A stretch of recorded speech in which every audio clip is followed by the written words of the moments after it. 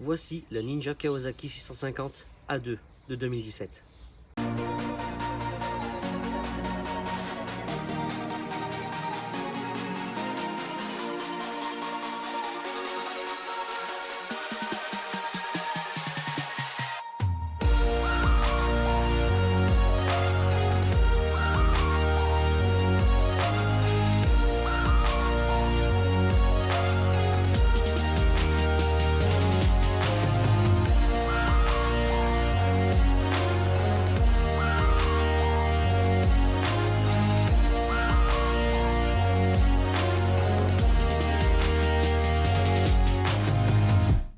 Alors tout d'abord, bienvenue sur la chaîne Bumbo. C'est la deuxième fois que je vais présenter un véhicule dans la playlist présentation machine. Et c'est une moto qui vraiment tient particulièrement à cœur, même si c'est une motoroute, parce que je préfère quand même le cross, parce que ça a été la première motoroute que je bricole, et aussi parce que ça a été ma première motoroute. Donc après, on n'aime pas les looks de sportif. Moi c'est mon look préféré pour ce qui est des motoroutes. Le sportif, je parle en look, c'est mon préféré. Alors, pour commencer, je tiens à dire que le moteur ainsi que le pot d'échappement sont d'origine. Il y a quelques petites choses qui ne sont pas d'origine là-dessus, comme les poignées ou les clignots à l'arrière, support de plaque, etc. Mais pour ce qui est du fonctionnement moteur, ainsi que les freins, les roues, tout ce qui est train roulant, c'est de l'origine. Alors, comme je l'ai déjà dit, c'est un Ninja de Kawasaki 2017, 650 cm3 en 4 temps, bien évidemment. C'est un bicylindre, donc il y a 2 pistons. Et c'est une A2. Donc c'est-à-dire que normalement, elle est censée développer 68 chevaux. Sauf que celle-ci, elle est bridée, donc c'est une 48 chevaux. Elle est vraiment magnifique. C'est un truc de fou, autant à l'arrière qu'à l'avant. Bon, mis à part qu'elle soit très sale, hein, mais je veux dire, elle a un look, cette moto, incroyable. Incroyable. Pour une moto de jeune permis, franchement, ça fait une super belle bécane pour attaquer. On voit de loin que c'est une gueule de sportive, mais attention, ce n'est pas du tout une sportive. Elle n'est pas classifiée comme sportive. Quelqu'un qui dit ouais, moi je roule en 650 Ninja 2017. Ouais, c'est une sportive. Oui, bien sûr. Non, non. Non, non, non, non. Ce n'est pas une sportive à 100%. On appelle ça un semi-roadster semi-sportif. Pourquoi? Parce que tout simplement déjà, c'est la réplique exacte, à part les carénages et quelques petits trucs à gauche à droite, hein, mais c'est la réplique exacte de la 650Z de chez Kawasaki aussi. C'est-à-dire que c'est le même moteur, la même partie cycle. Je sais plus si c'est exactement le même guidon, mais on a la même assise, c'est-à-dire qu'on est semi-couché, semi-debout. Je m'entends, hein, semi-debout, semi-assis plutôt. Il y a un thème qu'il va falloir qu'on aborde tout de suite, c'est le mot sportif. Attention, ce n'est pas une sportive. Elle a un look de sportif. C'est tout. Ce n'est pas une sportive à 100%. Alors pourquoi? Eh bien tout simplement parce que c'est la copie exacte de la 650Z qui est un roadster. Alors quand je dis exact, je parle de partie cycle, je parle de moteur. Je me demande si les roues sont les mêmes. Le guidon, je crois que c'est le même mais je suis pas certain. Là c'est des trucs où je suis pas certain donc je m'avance pas du tout. Mais par contre partie cycle et partie moteur, c'est exactement pareil. Quand on est assis dessus, on est semi-assis, semi-couché, comme semi-roadster, semi-sportif. Donc voilà pourquoi cette moto n'est pas une 100% sportive. Par contre, elle a un look de sportive, ça s'appelle une carénée. C'est-à-dire qu'elle a des carénages. Donc en fait, on peut dire que c'est un 650Z caréné. Alors c'est sûr, elle n'a pas la même plaque phare, elle n'a pas une bulle, enfin elle n'a pas une bulle, je parle de la 650Z. Mais par contre, si on regarde l'arrière, je peux vous assurer que ça, c'est le même que sur la 650Z. En parlant des mêmes années, bien évidemment. Allez, on va parler un petit peu caractéristiques sur cette moto. Alors, dessus, on a un cadre tubulaire en acier. Donc, je vais essayer de montrer ça. Bon, faites pas attention à la crasse. Franchement, faites pas attention à la crasse. Donc, c'est un tubulaire en acier.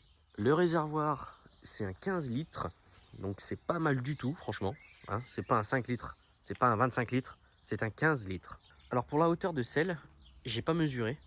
Kawasaki, ils disent que c'est 790 mm en hauteur de selle. Moi, je fais 1m64 et je touche des deux côtés.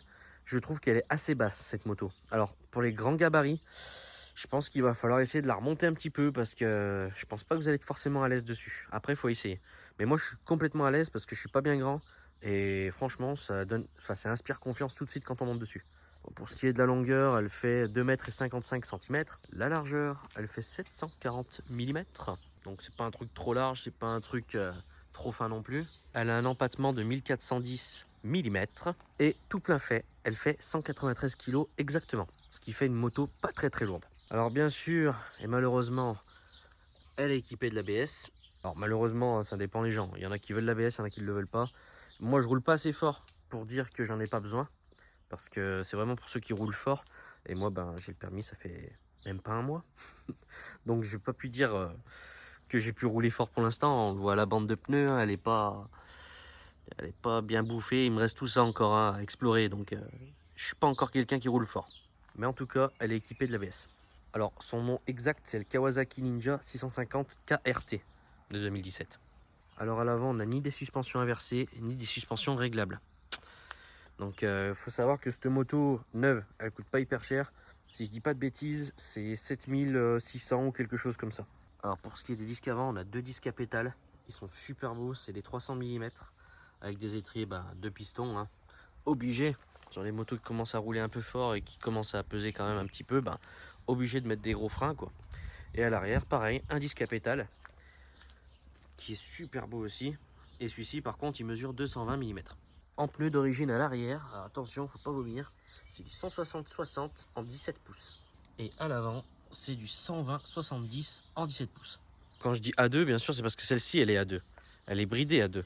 Mais normalement, quand on l'achète, elle n'est pas A2, bien sûr. Allez, on va regarder un petit peu d'un peu plus près ici. Alors, j'ai changé les leviers. Tout simplement parce que ils étaient réglables, mais ils n'étaient pas très jolis. Donc, j'ai mis ceux-ci, même s'ils sont un petit peu courts par rapport à la poignée, tout simplement, j'ai quand même opté là-dessus. Donc, je trouve ça quand même chouette. J'ai rajouté, hop, parce qu'il y avait un emplacement spécifique pour ça, un chargeur de téléphone, donc à double USB. Là, il manque un petit teuteau là, il va falloir que je le remette. J'ai rajouté une protection de réservoir. Alors, je ne le voulais pas forcément en carbone, mais dans la commande ils se sont trompés, je le voulais en noir. Tant pis, j'ai mis le carbone. J'y ai mis un support plaque court et bien sûr des clignotants, des répétiteurs qui sont en fait comme sur les bagnoles, un peu qui avance comme ça. J'ai mis dessus une bulle noire qui fait office de tueur d'insectes. C'est un truc de fou comme ça les dévore. Et j'ai changé aussi les ampoules à l'intérieur. Donc que ce soit veilleuse, donc feu de position, donc des deux côtés, en blanc pur, et ainsi que les ampoules des deux côtés en blanc pur aussi. Donc attention, un petit truc à savoir, donc c'est sur toutes les motos pratiquement. Il y a un côté qui s'allume, donc c'est les feux de croisement quand on la démarre, et après quand vous mettez les pleins phares, c'est l'autre côté qui s'allume. Et puis voilà quoi, je crois qu'on a fait un grand tour de ce qu'elle est équipée, de ce qu'elle a, de à quoi elle ressemble quoi. Mais bon, je sais que vous avez envie qu'on la démarre, donc on va la démarrer. Alors ça, c'est vraiment un truc que j'aime bien. Sur le combiné, quand je vais mettre le contact, sur presque toutes les motos c'est pareil, hop, ça monte, ça descend. Mais un truc que j'aime beaucoup, alors on ne verra pas forcément la vidéo, et puis le temps qu'elle chauffe et tout ça, parce que là elle est très froide, du coup on le voit, hein, je ne l'ai pas démarré. La petite aiguille blanche, en fait, plus elle va monter dans les tours, plus elle va rougir, elle va devenir de plus en plus rouge. Donc je crois que c'est à partir de 6000 tours qu'elle commence à devenir rouge, donc on essaiera de le voir. Et ici, là, on a le Shift Light, en fait, pour dire que, s'il te plaît, monsieur, il faut passer la vitesse. Donc, il va clignoter de plus en plus vite par rapport à quand vous allez monter en fait dans les tours, tout simplement, pour vous dire qu'il faut passer la vitesse. Allez, fais-nous plaisir.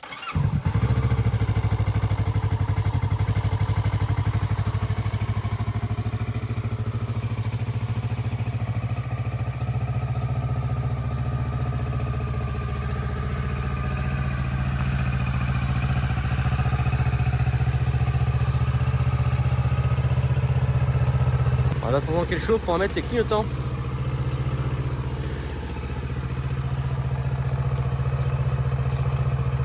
Alors, les clignotants, si on regarde bien, il manque deux LED pour s'allumer. En fait, d'origine, si on met ceci, ça va pas fonctionner en fait. Ça va s'allumer jusqu'ici à peu près. Parce que le relais, tout simplement, il n'est pas adapté pour ça. Donc j'ai changé le relais et j'ai mis en fait dessus, enfin c'est pas moi, sur ce relais, il y a un potentiomètre qui fait qu'on peut accélérer ou réduire le temps. Et là, j'ai juste à l'augmenter un peu plus le temps parce qu'on voit bien qu'il va pas jusqu'au bout. Bon alors, tu chauffes?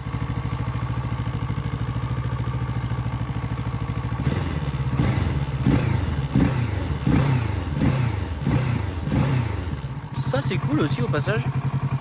On a la tension de la batterie. Là, on peut même choisir la couleur. Enfin, Maintenant qu'il est créé, non, mais je veux dire, à l'achat, on peut choisir la couleur. Et ça, c'est vraiment un truc sympa. Ah, elle commence à chauffer. Voilà. Alors, le bicylindre, on n'aime pas. C'est comme le 3 cylindres, c'est comme le monocylindre, c'est comme le V8 sur les voitures, le V10, etc. On n'aime pas. Moi, perso, je déteste. Je parle du bruit. Le bruit. Hein. Ah oui, mais tu pourrais mettre une ligne. Non.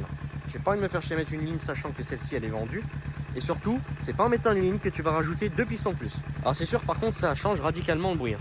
Mais c'est ce bicylindre, ce son que j'aime pas trop. Par contre, c'est vrai qu'à conduire, c'est très agréable. Bon, on va peut-être la faire cracher un peu.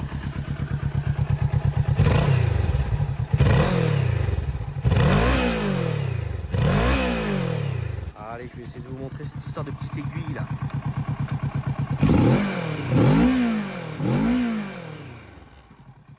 Ouais, malheureusement, on le voit pas sur la vidéo, c'est dommage. Ouais, le bout de l'aiguille, en fait, il devient de plus en plus rouge, tout simplement. Et c'est vraiment très chouette. Mais c'est un gadget. Allez, on se calme. Ah.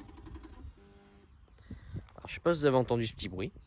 Je sais que ce bruit-là est normal. Je le sais maintenant. Au début, je me suis dit, mais qu'est-ce que c'est que ça? En fait, c'est des repositionnements de capteurs, valve à l'échappement.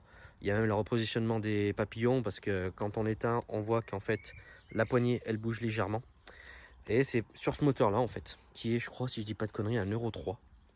Sur le 650Z, puis c'est le même moteur, c'est exactement pareil. Et c'est sûrement pareil sur d'autres motos de la team Kawasaki. Alors, ce que j'ai essayé de faire, c'est de me mettre une GoPro sur le plastron. Parce que j'ai le truc.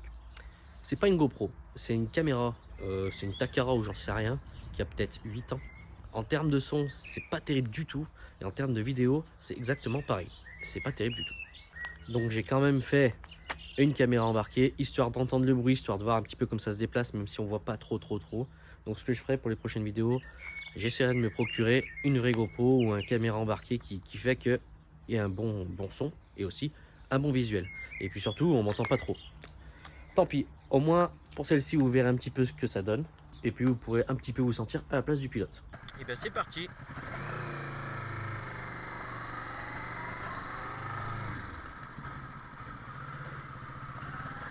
Le temps de chauffer un petit peu les pneus. Alors pour chauffer les pneus, il y a deux écoles. En tout cas moi j'en ai entendu deux. Le premier c'est de bien sûr balancer la moto de gauche à droite. Apparemment ça fait faire monter en température assez rapidement. Et la deuxième école, c'est d'accélérer fort, freiner fort, accélérer fort, freiner fort, ce qui va foutre du grip sur la moto et ce qui va en fait monter le pneu en température.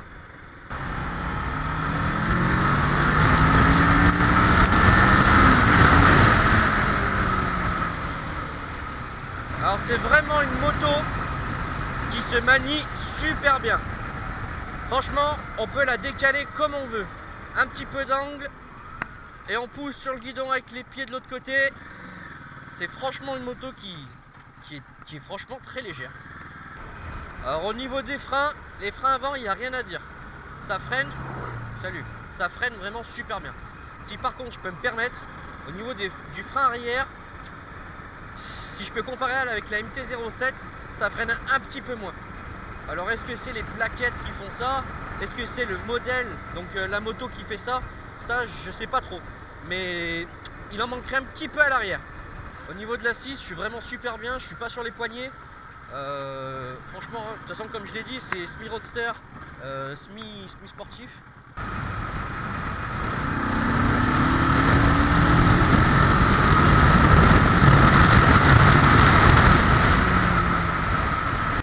Putain, je viens de me manger un truc dans le cou, ça fait trop mal.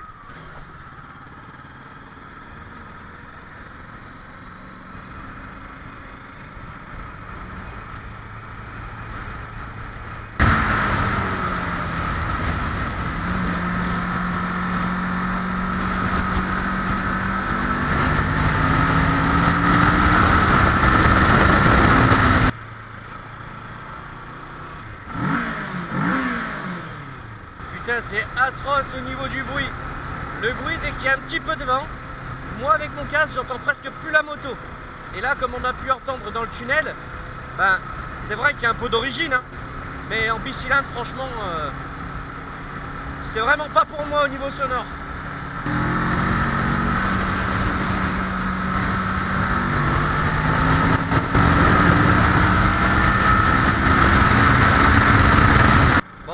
niveau de suspension, à l'avant, c'est super. C'est ni trop dur, ni trop mou. C'est même assez ferme. Par contre, la suspension arrière, alors est-ce que c'est parce qu'elle est peut-être déjà réglée un petit peu basse, mais je la trouve un petit peu molle si on devrait comparer aux fourches avant.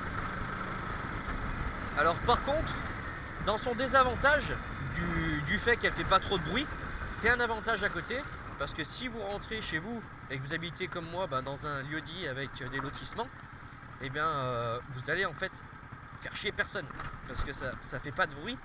Donc le soir à minuit, même à 2 h du matin, si vous roulez doucement, vous n'allez pas gêner le voisinage. Alors que si vous venez avec un 4 cylindres, ou même par exemple un bicylindre, mais avec un pot qui tabasse un peu, vous risquez de faire chier le monde. Alors que là, tout en origine, il n'y a rien à dire, c'est nickel comme ça, vous ne ferez pas de bruit. Si je peux rajouter quelque chose, une dernière, au niveau de la température moteur, on a une graduation qui part de 1 à 1, 2, 3, 4, 5, 6. Dès que la moto ne roule pas un peu vite, vous montez en température très très vite. Donc ne paniquez pas, c'est parce que ce genre de moto, ça a besoin en fait du vent. Ça a besoin de vent pour pouvoir s'aider à se refroidir, même s'il y a le ventilateur qui fait quand même bien son job. Mais il y a des fois on pourrait paniquer en disant putain je suis en surchauffe. Alors que non, j'ai jamais dépassé le truc, je suis jamais allé en maximal, je suis toujours un cran avant. Et bien sûr, messieurs, dames, je vous laisse sur cette dernière image, parce que c'est la dernière fois qu'elle est chez moi en plus, puisqu'elle est vendue. Et je vous dis à la prochaine, parce qu'à la prochaine vidéo de cette playlist, je vais vous présenter une nouvelle motoroute, à la prochaine que je vais acheter. Et c'est pas du tout pareil. Allez, ciao tout le monde.